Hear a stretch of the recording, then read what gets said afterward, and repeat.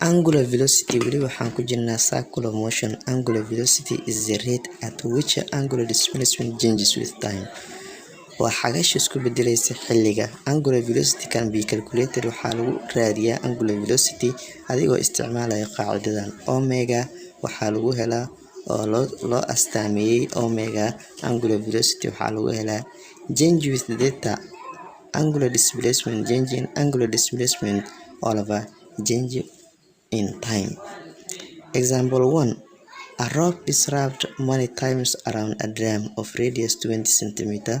What is the angular velocity of the drum if it lifts a packet of 10 meter in 5 seconds?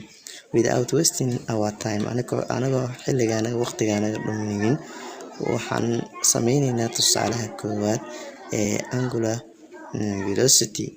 Xarig ayaa lagu wareejiyay drum ama durbaan of radius gacankiisu yahay 20 cm.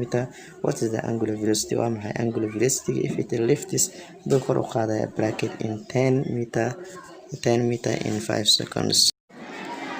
Example 1 waxaan la siiyay radius 20 cm, angular displacement is 10 meter, time 5 seconds, and the American print.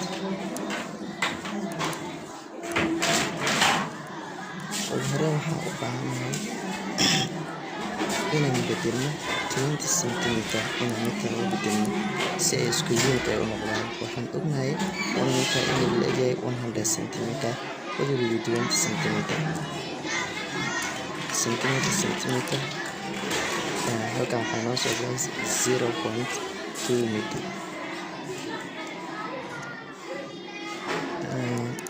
Dita si horta omega saan u raadino waxaan u baahanahay xagasha inaan haysano. Xagash waxaa lagu raadiyaa hore aan usoo aragnay angular displacement. Waxaa lagu raadiyaa s all over r. S waxaan haysanaa 10, r waxaan haysanaa 0.2. halkan waxaa noo soo baxay 50 radian.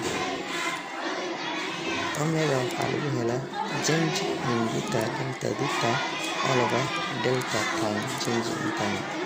Delta waxaa noo soo baxay 50 radian all over 10 seconds. 0 0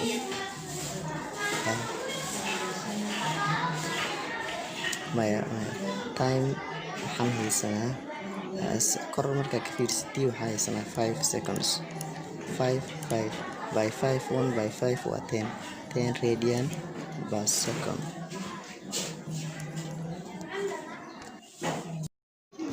Example 2. The minute arm of a clock rotates in one complete revolution in 60 seconds. Calculate its angular velocity. Solution. Sidatan ayaan u sameynaynaa. Angular velocity markaan aan soo bilaabinay waxaan dhahnay angular velocity markaad calculate garaynaysid waxaad isticmaashaa qaacidadan ah change in data all over change in time. Halkan waxaan la siiyay radius in revolution ayaan loo siiyay. waxaan ognahay halkii revolution inuu la egyahay 2 by radian ama 360 degree. Time waxaan la siiyay 60 seconds. Therefore waxaan leenahay angular velocity waxaa lagu helaa change in data all over change in time. Data waxaan haysanaa one complete revolution oo la eg 2 by radian all over 60 seconds.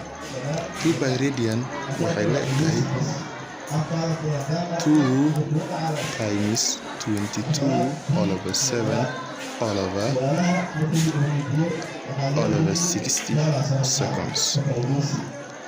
Markaan bedelno 2 times 22 waxay la egtahay 44 all over 7 all over 60 means 44 all over 7 divided by 60 all over 1. Denominator of 1 our person waxay isku bedelaysaa 44/7 times 1/60. 44 times 1 is equal to 44. 7 times 60 is equal to 420.